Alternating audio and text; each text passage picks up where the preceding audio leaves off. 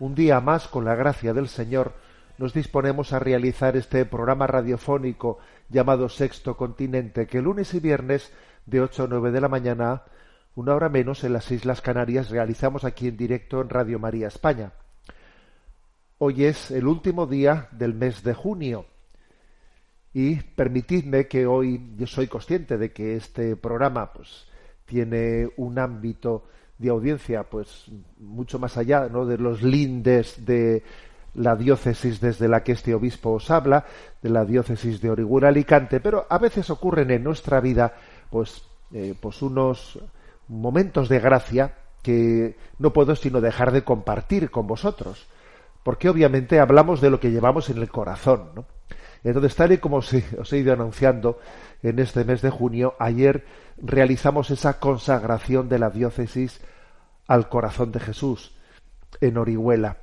En la Catedral de Orihuela celebramos la Santa Misa, subimos en procesión hasta el seminario, donde allí pues tuvo lugar ese acto de consagración. Acabo de publicar en redes sociales pues algunas fotografías a ese respecto. Y creo que después de un día tan gozoso, después de un día inolvidable que ha quedado marcado en nuestros corazones, de cuantos allí estuvimos y en muchos de vosotros, ¿no?, que también seguisteis ese acto, pues es necesario que dejemos como una conclusión. ¿Y cuál es la conclusión? Pues yo creo que hay tres razones para la consagración al corazón de Jesús. Una diócesis se consagra al corazón de Jesús porque descubre cuál es el secreto de la evangelización. Hay un adagio latino que dice operari sequitur esse, el obrar sigue al ser. Entonces el secreto de la evangelización es ser de Jesús, descubrir que somos suyos. Y cuando descubrimos que somos suyos, bueno, pues de ahí viene la acción evangelizadora. Operari sequitur esse, el obrar sigue al ser. Lo primero es descubrir nuestra vocación de ser de Cristo para la vida del mundo, ¿no? Esa es la primera razón. La segunda razón para consagrarse al corazón de Jesús es, pues, percatarse de que el diagnóstico que hizo San Juan Pablo II, quien habló de que el mal de nuestro tiempo es un mal de corazón, es un diagnóstico cierto. Ese es el problema. Es un mal de corazón. El paradigma de nuestro tiempo pues está a medio camino entre la soberbia de seréis como dioses, entre también la decepción de la desesperanza de la vida no merece la pena ser vivida, y del bucle melancólico del narcisismo, de la autocontemplación de quien no sale de su burbuja. Es una mezcla de esas tres cosas. Es un mal de corazón. Parte de seréis como dioses, parte de la vida no merece la pena ser vivida, y parte de ese bucle melancólico de lamerse las heridas. Y claro, es un mal de corazón. Y entonces, ante grandes males, grandes remedios. El remedio tiene que incidir ahí donde está el mal. Luego, este mal de corazón se sana desde el corazón de Cristo.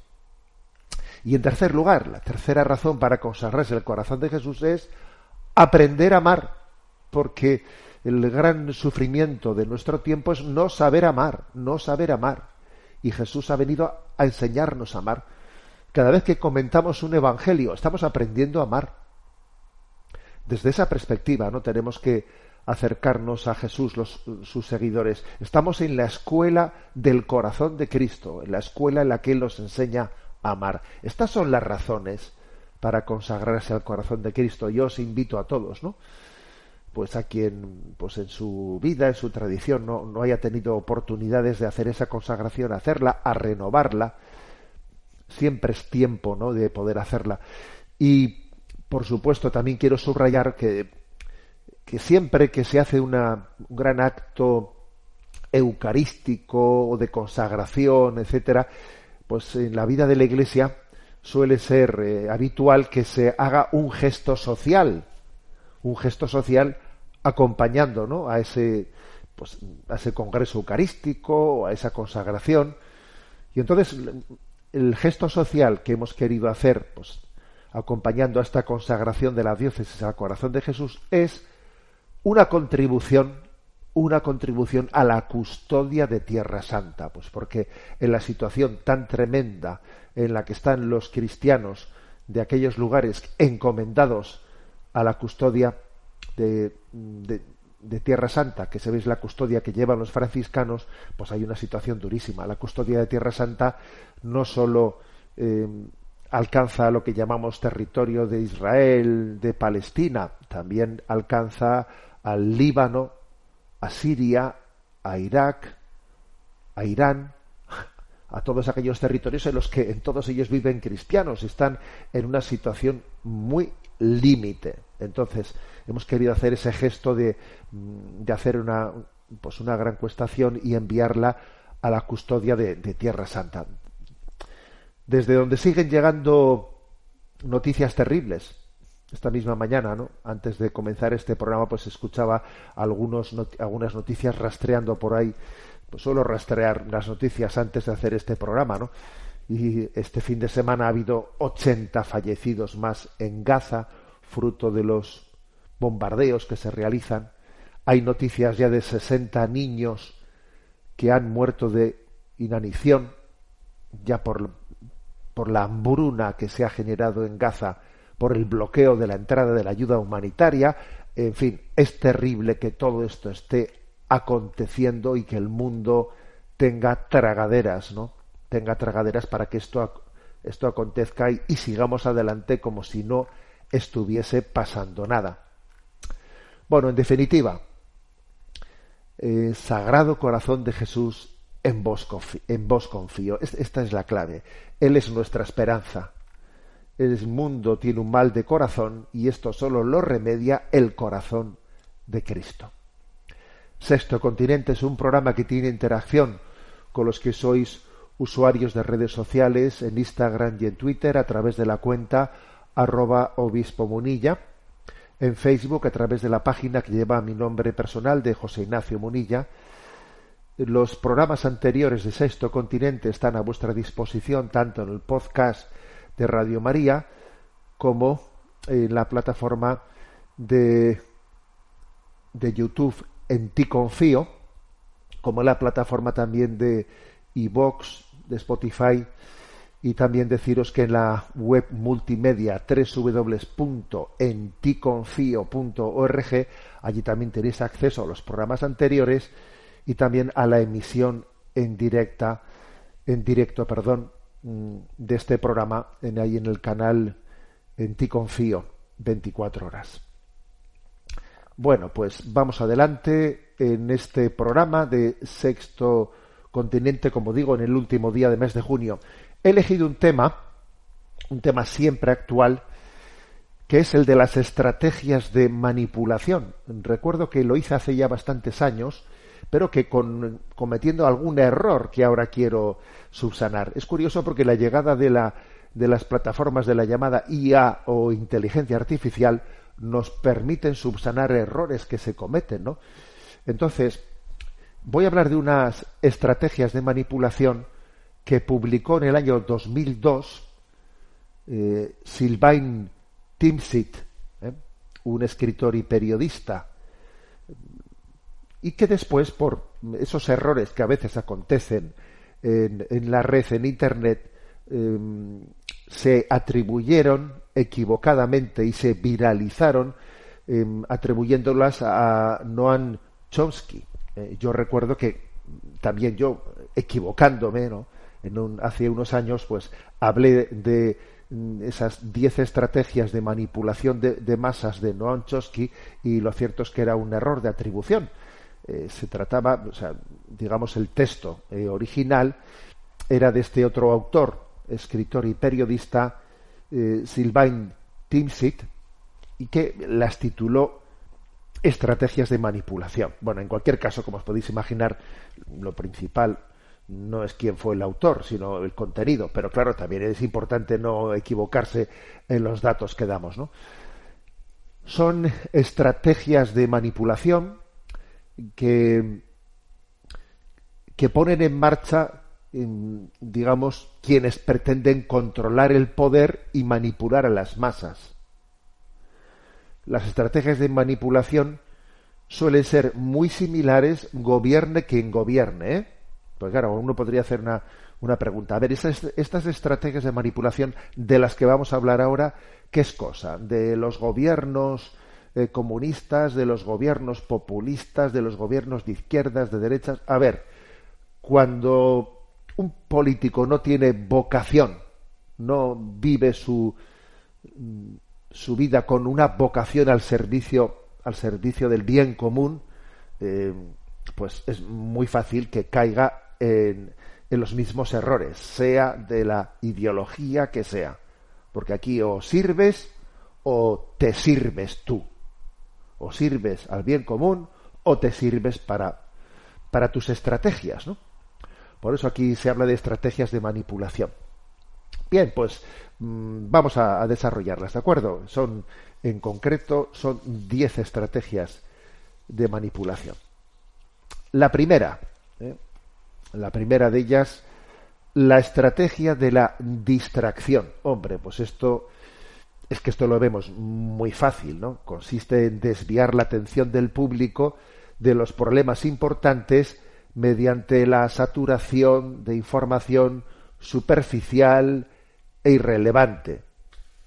Pues espectáculos, fútbol, mucho fútbol, reality shows, mucho gran hermano, escándalos, farándula. El caso es tener a la gente entretenida.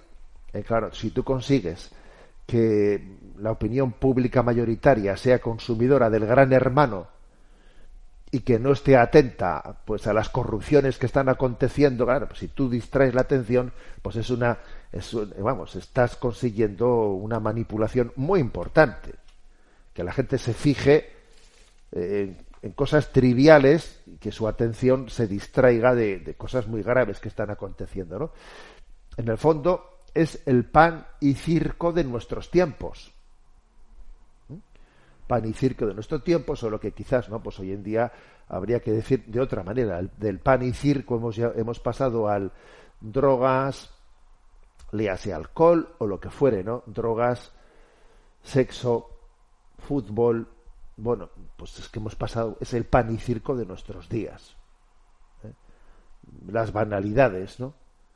Entonces, ¿qué ocurre? Pues que mientras que tú estás distraído en todas estas cosas, la vida va por otro lado, ¿no? La vida es lo que acontece mientras te tienen distraído en estas banalidades. La estrategia de la distracción, fíjate si es antigua, ¿no?, que ya hace dos milenios se hablaba del pan y circo. O sea, tú fíjate si estamos, a veces no somos tan originales, ni muchísimo menos, pero bueno, ahí está esa realidad. Es la primera de las 10 estrategias.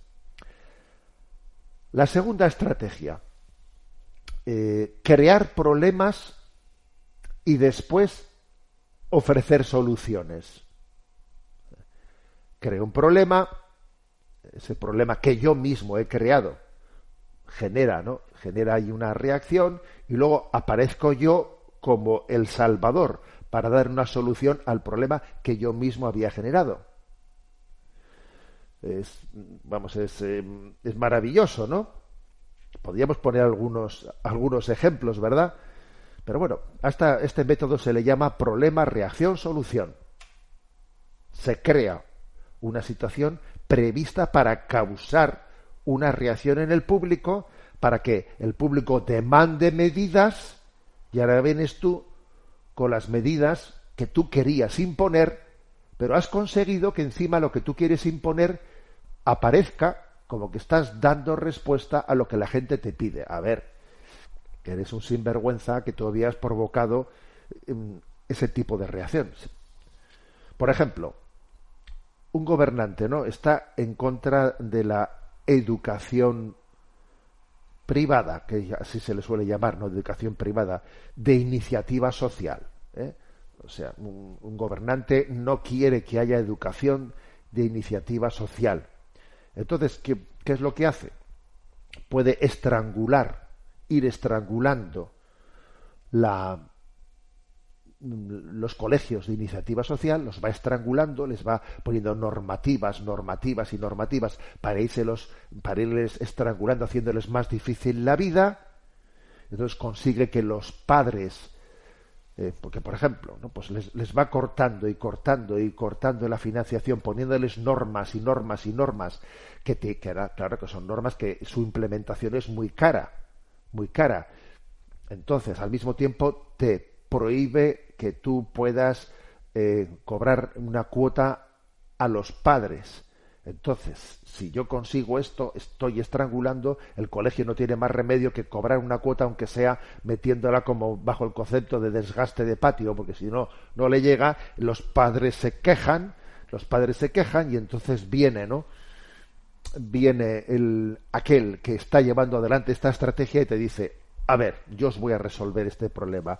Aquí tengo yo un colegio de educación pública, os podéis salir de aquí y meteros en ese colegio.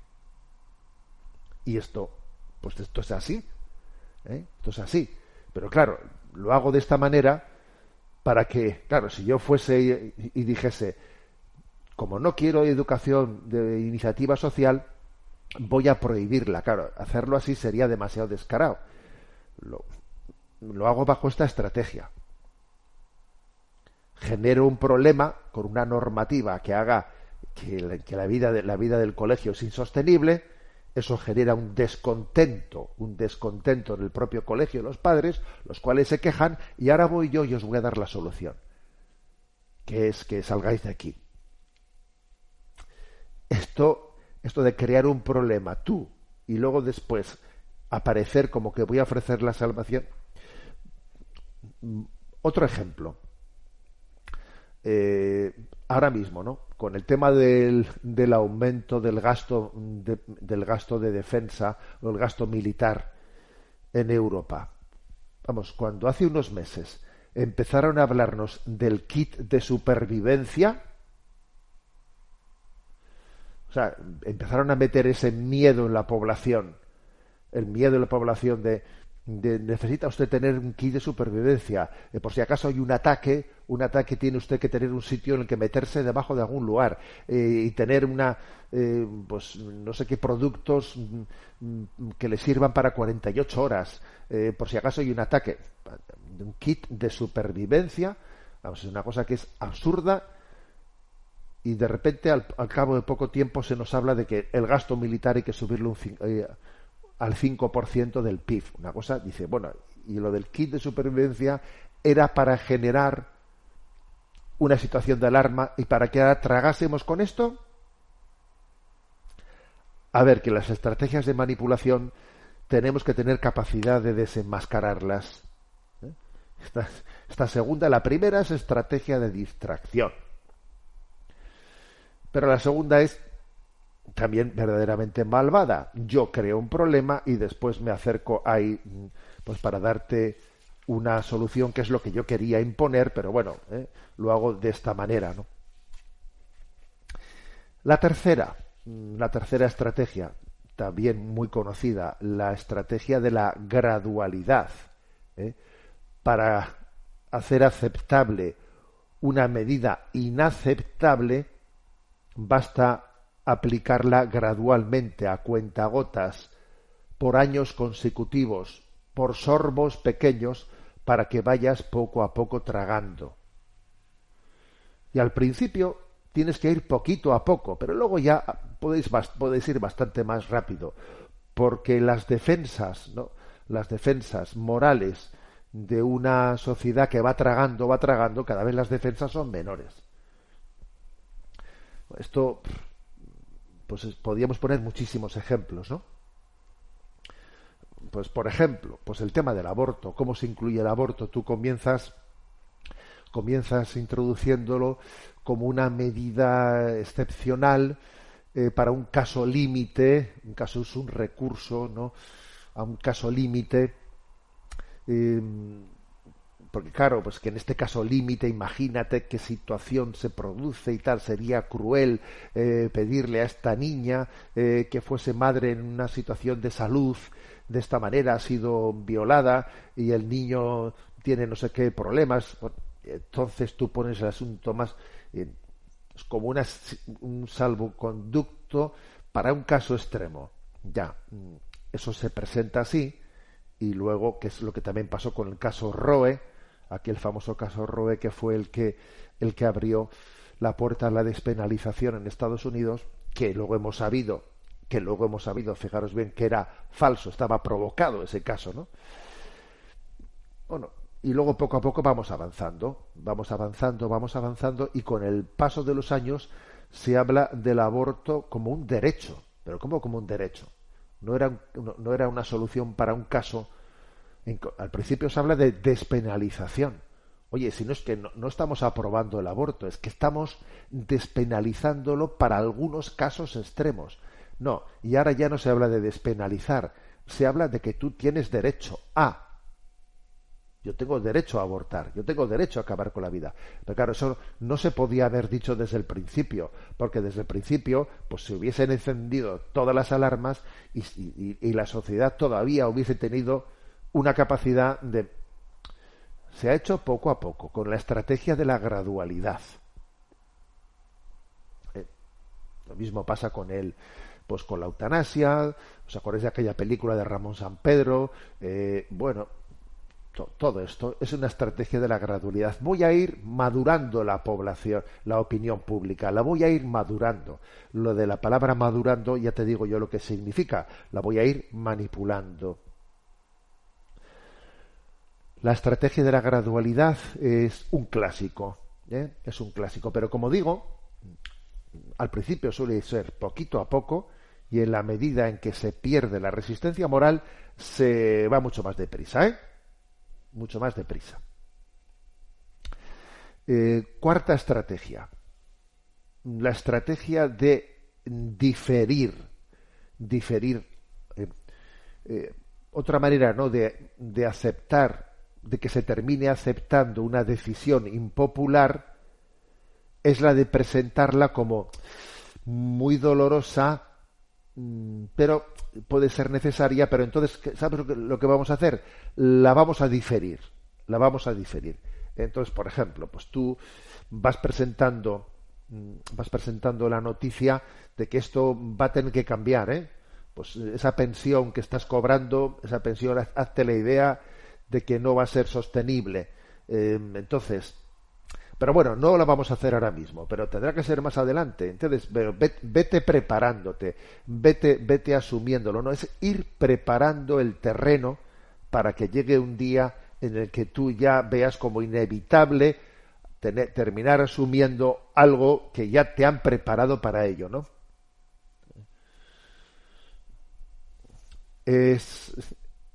Se mandan globosondas. En los globosondas se ve qué tipo de reacción se produce.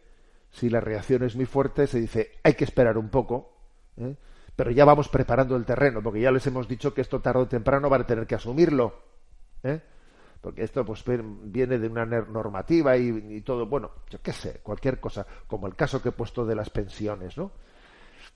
Entonces, es la estrategia de te lo suelto ahora, veo tu reacción. Si te has resistido un poco, te lo difiero, y yo te voy tomando el pulso. Esto está muy ligado a la estrategia anterior, a la de la gradualidad, obviamente. Quinta estrategia de dirigirse al público, bueno, de infantilizar al público, de infantilizarlo. La mayoría de la publicidad dirigida al gran público utiliza discursos, argumentos, entonación infantil, muchas veces próximos a la debilidad, como si el espectador fuese alguien que no tuviese la madurez de discernir las cosas, ¿no? O sea, es pues, por ejemplo, pues en un momento determinado, pues si se hace una encuesta, se hace la encuesta de manera que se está teledirigiendo la respuesta. O sea, según te hagan las preguntas, a ver, hay preguntas que están hechas de una manera infantil, porque me están diciendo lo que tengo que responder. Sí, claro, si es que es bastante obvio. A la hora de hacer encuestas, lo vemos pues con lo que pasa en España, pues con las encuestas del CIS, etcétera, que es utilizar pues una institución pública demoscópica para hacer un tipo de preguntas hechas de una manera para que la gente responda lo que a ti te interesa que respondan. Yo según pregunto, ya sé yo lo que las masas, a dónde les estoy conduciendo en la respuesta, ¿no? La propia entonación, el hecho de que casi se dificulte que tú digas lo contrario, casi es como cuando le decimos a un niño, ¿verdad que sí? ¿Verdad que sí? Claro que es muy difícil que diga que no. Pues algo así pasa, ¿no? A otro nivel, que es neutralizar el sentido crítico teledirigiendo pues la opinión pública, ¿no? Infantilizando al público. Sexta estrategia de la manipulación: utilizar el aspecto emocional, ¿eh? Mucho más que el racional. O sea, subrayar lo emocional. Esto me lo habéis oído a mí muchas veces. Estamos en una cultura que tiende a tocar las emociones en vez de argumentar, ¿no? Argumentar es una práctica muy frecuente, que es cortocircuitar el análisis racional, pues provocando unas emociones, Pues, ¿qué más dará? ¿Qué más dará esto? Lo importante es que se quieran, lo importante es no sé qué. Mira, si tú sacas el argumento del amor, el argumento afectivo, emotivo, todo se justifica, ¿sabes? Puede ser una barbaridad. Pues el tema del animalismo, por ejemplo, si sacas un perrito, que mira qué mirada tiene el perrito, pero mira que no sé qué, entonces todo está justificado. ¿Me explico? Está justificado que el perrito ocupe el lugar central de la familia y que lo llevemos en el carricoche del niño. O sea, pero claro, porque le estás tocando el aspecto emocional. Mira la mirada del perrito, mira no sé qué. Es un clásico también, ¿eh? Es un clásico la manipulación de las emociones en detrimento de la capacidad reflexiva. Y luego, además, ¿esto que origina? Que el que tiene una capacidad crítica reflexiva parece malo, parece que no tiene sentimientos. Claro. Es que a la hora de rebatir esta manipulación emocional, claro, hay que tener mucho cuidado, porque puede parecer perfectamente que tú eres un insensible. El hecho de que tú estés desenmascarando, pues por ejemplo, la que se está liando con las mascotas, que nos referimos a ellas como si fuesen pues eso, los perrijos famosos, ¿no? Los perrijos. Se habla de la amistad con los animales y cosas por el estilo. O sea, si tú al denunciar eso, vamos, lo haces de una manera directa, etcétera, parece que eres un insensible, ¿eh? Bueno, pues esto es esto es un clásico, últimamente, especialmente, ¿no? Por todo lo que está aconteciendo en este momento de crisis antropológica, ¿no? Séptima estrategia: mantener al público en la ignorancia y en la mediocridad, ¿eh? Hacer que el sistema educativo no promueva el pensamiento crítico, y así las masas sean fáciles de manipular. Una mala calidad de educación, dadas las clases sociales que yo quiero manipular, les mantengo en la ignorancia, fomentar la cultura del entretenimiento superficial en vez del conocimiento profundo. Pues esto, ¿no? Esto está bastante ligado también a la otra estrategia que hemos dicho de distraer, distraer. Pero aquí en este caso, aparte de distraer, es también tener un mal sistema educativo que no enseñe a pensar, que no enseñe a tener capacidad crítica. Y por esto el poder quiere controlar la educación, no quiere que la educación esté en manos de la iniciativa social, no, porque saben que si en la educación se fomenta la capacidad crítica, entonces pues la capacidad tuya manipuladora pues en gran medida la estás perdiendo. Octava estrategia. La octava estrategia es estimular al público a ser complaciente con la mediocridad, promover al público a creer que es moda lo que en realidad es una estupidez, es vulgar, es inculto. Pero si tú consigues, ¿no?, que algo parezca que es de moda, pues entonces ya pues todo el mundo, esto es como aquello del rey va el rey va desnudo, ¿no? Si tú consigues que alguien sea un esclavo de la moda, pues entonces nadie se va a atrever a decir que el rey va desnudo,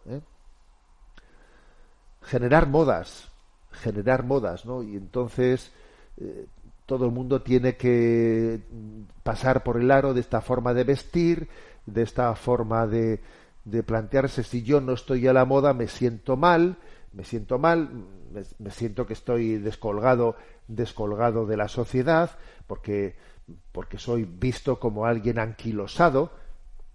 Y es curioso, ¿no?, que al mismo tiempo que nuestra cultura habla de libertad, te está imponiendo formas de vivir continuamente. A ver, o sea, y si tú no entras en esos estereotipos de cómo divertirse, de cómo vestir, de cómo tal, de cómo alimentarse, de cómo no sé qué, tú estás fuera de juego. Y luego libertad, sí, libertad, pero yo aquí me siento como un bicho raro si no paso por el aro de lo que hace todo el mundo.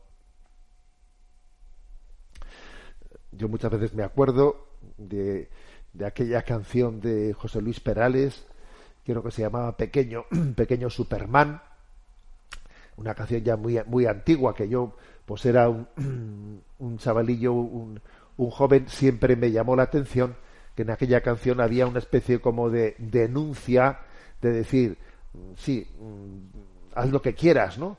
Haz lo que quieras, pero luego te decía, toma Coca-Cola, viaja por Iberia a Nueva York, fúmate un Marlboro, tómate un Martini, viste cimarrón. No sé si os acordáis de aquella canción, que era, creo que se llamaba Pequeño Superman, que era como, a ver, sé libre, y luego te decía exactamente lo que tenías que hacer, ¿no? A ver, vaya contradicción, ¿no?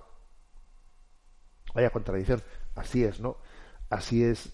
Es tan fácil hoy en día que un adolescente, por ejemplo, ¿no?, pues se sienta mal si no tengo el móvil que tienen los demás, si no tengo la ropa que tienen los demás, ¿no? Es una estimulación a ser, a necesitar, ¿no?, la vulgaridad que tienen los demás. Novena estrategia de manipulación.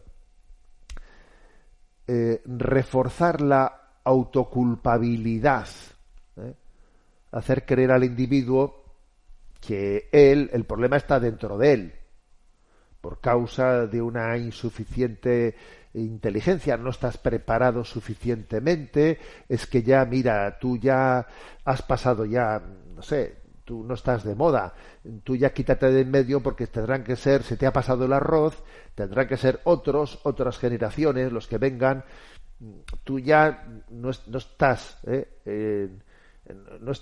en la cultura, entonces apártate, mejor que dejes el paso al otro, que otros decidan, que otros digan, y terminas por acomplejarte y por sentirte culpable, ¿no? Como si el problema de lo que está ocurriendo al final fueses tú, porque debe de ser que a mí, pues es que se me ha pasado el arroz y yo ya, no puedo tener capacidad crítica, yo ya no puedo pretender ser yo el que diga una palabra porque el mundo ha ido por otro lado y yo ya me he quedado fuera de juego. O sea, es reforzar tu autoculpabilidad, vamos, como si el problema estuviese en ti.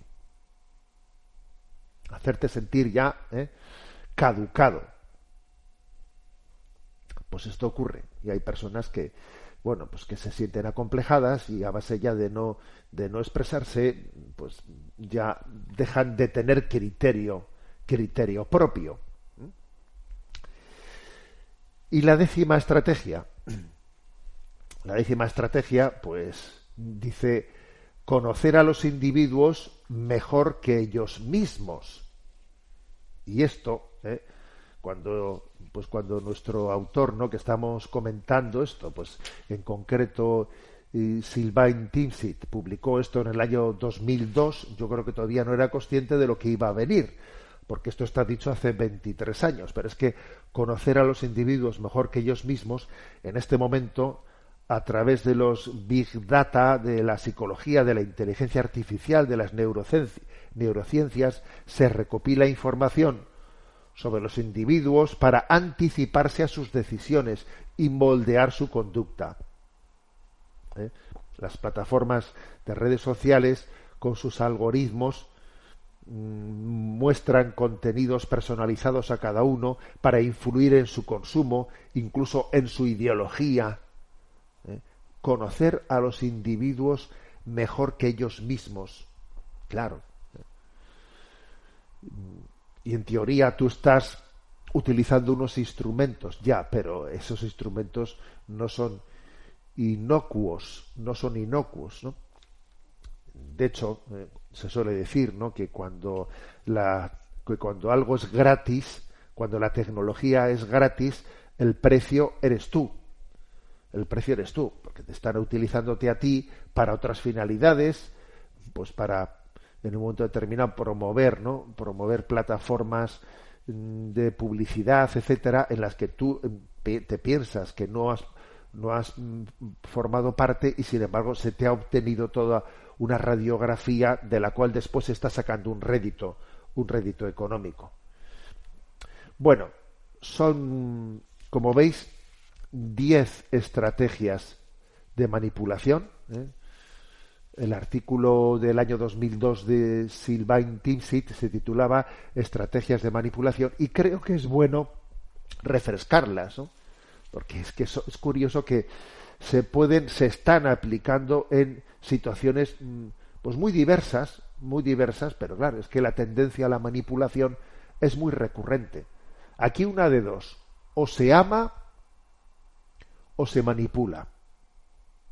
Cuando uno ama, obviamente no cae en las estrategias de manipulación.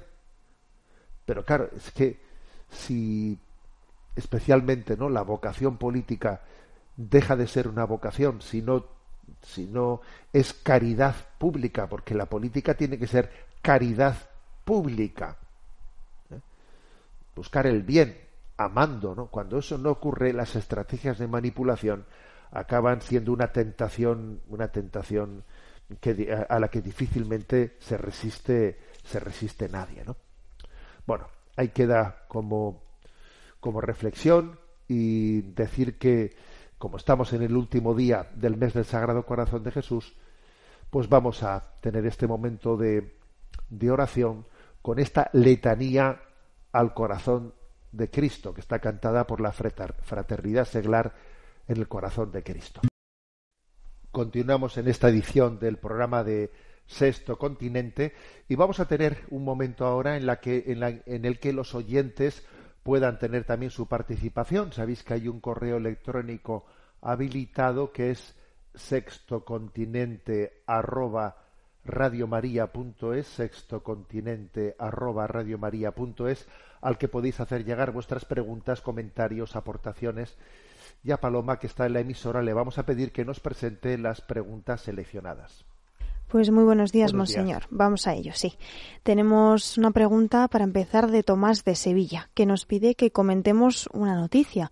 Nos dice: querido monseñor Munilla, agradezco su servicio a la evangelización y su valentía y libertad a la hora de hacer un juicio de la realidad desde la doctrina social de la Iglesia, sin dejarse inclinar por las simpatías o antipatías políticas.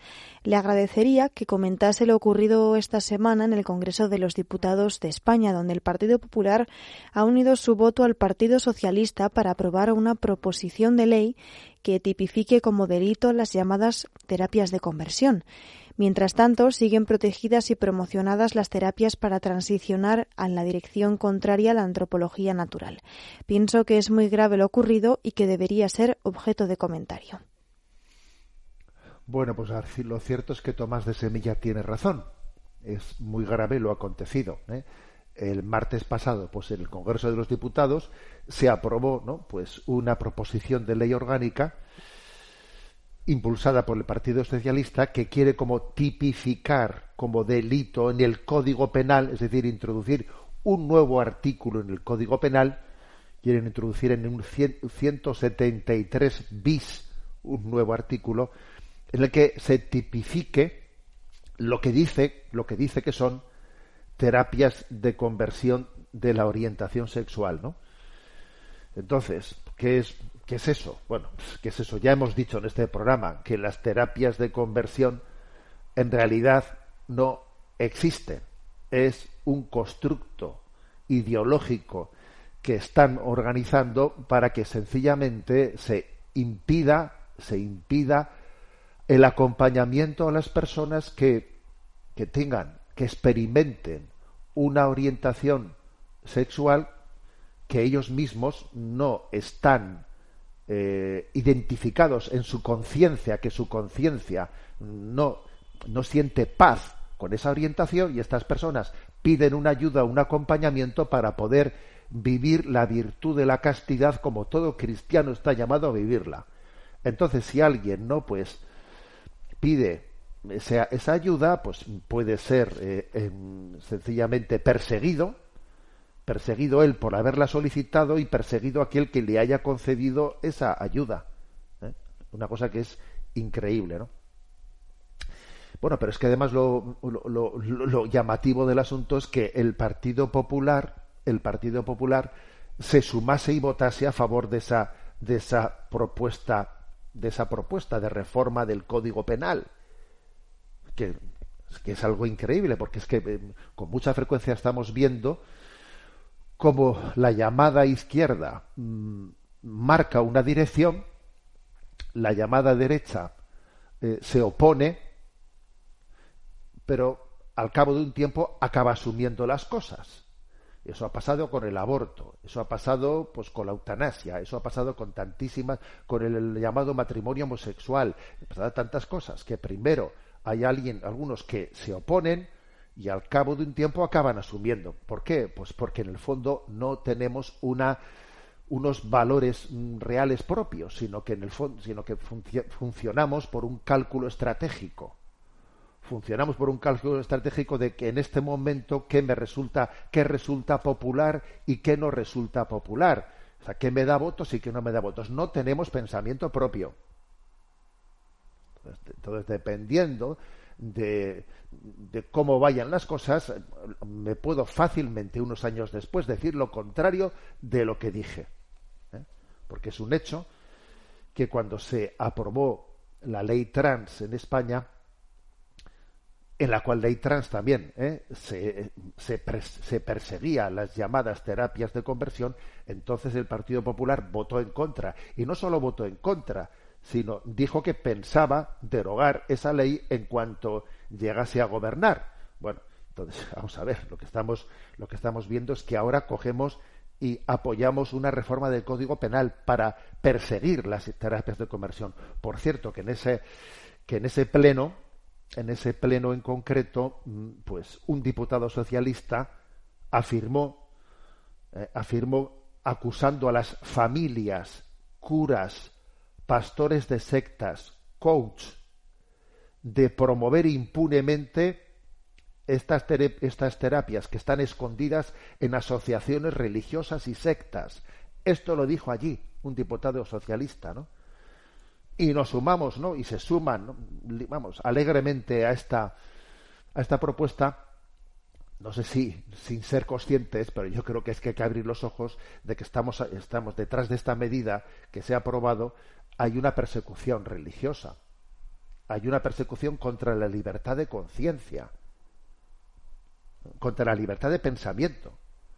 Cada uno será libre de buscar el acompañamiento que busque, el acompañamiento psicológico, el acompañamiento espiritual, porque si yo quiero vivir la antropología cristiana, si yo quiero vivir la castidad, si yo quiero vivir en pureza, ¿a mí quién me puede impedir que yo busque un acompañamiento? Es que es increíble, es que es alucinante, ¿no? Es una imposición del pensamiento único. Bueno, fijaros, antes de haberse aprobado esto, ya sabemos que hubo, ¿no? Creo que hay 6 o 7 centros de centros de orientación familiar de las distintas diócesis de España que están denunciados, ¿no? Sencillamente por haber ofrecido una alternativa de acompañamiento. Y cuando se habla de que las terapias de conversión se prohíben, en el fondo se quiere prohibir la llamada a la conversión. Convertíos y creed en el Evangelio. Vivir la sexualidad conforme al plan de Dios. Vivir la sexualidad conforme a ese designio de amor de Dios. Entonces, en el fondo, detrás de esa llamada, de esa terapia de conversión, por eso digo yo que en realidad es un engaño, ¿no? Un engaño, ¿no? La terapia de conversión, ¿qué es? Oiga, no sé, los científicos que hagan lo que tendrá que haber libertad de cátedra también en psicología, ¿no? O sea, ¿o qué? Pero es que en el fondo lo que se está queriendo prohibir es el acompañamiento afectivo, psicológico, espiritual, para ayudar a madurar a las personas en su masculinidad, en su feminidad, con un amor verdadero de comunión, de donación, de solidaridad. Esto es lo que se está queriendo prohibir, ¿no? Es un término, terapia de conversión es un término ideológico, que por otra parte es increíble que quienes promueven la supuesta libertad para que yo transicione y yo me hormone y yo me opere para yo poder elegir yo lo que quiera ser. Si yo quiero ser mujer, soy mujer. Si yo quiero ser hombre, soy hombre, ¿no? O sea, se presenta eso como una libertad de elección. Y luego una persona que tiene inclinaciones homosexuales y que pide un acompañamiento psicológico o espiritual para que le ayuden a vivir la castidad cristiana, eso se prohíbe. ¿Pero estamos locos o qué? Claro que estamos locos. Hemos perdido sentido común. O sea, dar la espalda a Dios, es perder el sentido común. Y la verdad es que a los hechos nos remitimos, ¿no? Hay una estrategia clara, ¿no?, de manipulación en esa criminalización de lo que se mete bajo ese concepto, ¿no? Criminalizar incluso a los padres, porque es que una de las cosas que tiene esta reforma de Código Penal es que también se pueda criminalizar a los padres, se les pueda quitar la patria potestad de unos hijos menores de edad que ellos han pedido un acompañamiento psicológico a su hijo menor de edad y le pueden quitar la patria potestad a ese padre. Claro, es que lo tremendo es que a un padre se le va a acusar de no hormonar a su hijo o de no operarlo, de no hacerlo. Y se le va a perseguir si se le intenta un tipo de acompañamiento a su hijo en la dirección de la antropología natural. Pero claro, si se trata de transicionar contra la propia biología, si transicionamos contra la biología, hay aplausos. Si acompañamos para vivir de acuerdo con la biología, entonces hay persecución. Vamos. No tengo más preguntas, señorías. Hemos perdido el sentido común. Es curioso, ¿no? Que ha llegado esta crisis, esta crisis que nos llegan a haber dicho hace 10 años, hace 20 años, que íbamos a ver esto, no nos lo creíamos, ¿no? Pero no nos equivoquemos. Lo que está en juego es la libertad de conciencia, la libertad religiosa, la libertad de poder acompañar a las personas que están sufriendo, se quiere acobardar, se quiere dominar, se quiere aniquilar, ¿no? La libertad de proclamar un mensaje de que hay esperanza, de que todas las heridas, ¿no?, que se están generando, pues tienen una alternativa. Y hay una trampa del lenguaje, y la trampa del lenguaje es hablar de terapia de conversión, que eso es una trampa del lenguaje. No hay nada que convertir, que hay que convertir. Hombre, convertir será eso de hacer una hormonación, o que tampoco es convertir nada, porque por mucho que exteriormente casi cambien las cosas, el que es hombre seguirá siendo hombre y el que es mujer seguirá siendo mujer. No hay nada que convertir. Lo que hay que hacer es madurar la masculinidad, madurar la feminidad. Eso de terapia de conversión es un timo, es un timo. No hay nada que convertir. Hay que madurar.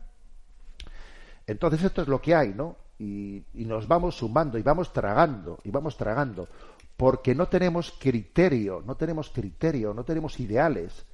Y entonces los partidos políticos se suman, votan una cosa a su contraria dependiendo de la encuesta, porque hay dos tipos de políticos, ¿sabes? Los políticos que por las mañanas consultan su conciencia y los políticos que consultan las encuestas. Claro, entonces esa es la diferencia, ¿no? Y dependiendo de una cosa y otra, pues pasa lo que pasa. Bueno, perdón porque me he extendido en la respuesta, pero es que obviamente la pregunta de Tomás de Sevilla, pues es que se las trae y creo que es bastante clarificador lo ocurrido.